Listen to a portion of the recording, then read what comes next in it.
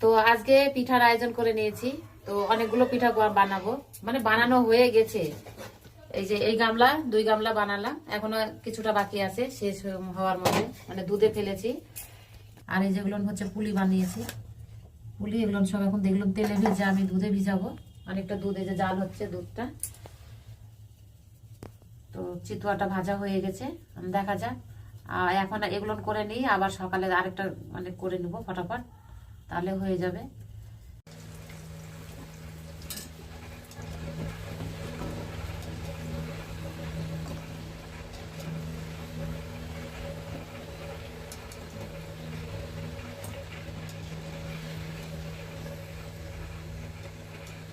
তো এই যে এগুলো পিঠা আমার করা হয়ে গেছে। তা আজকে আবার হচ্ছে পাটিসাপটাটা করব। তো এটা রাতে করেছি, আর এখন হচ্ছে আমি পাটিসাপটাটা করব, আর হচ্ছে মালপোয়া করব। তো একটু মালপোয়াটা করলে থালটা বেশ ভরা ভরা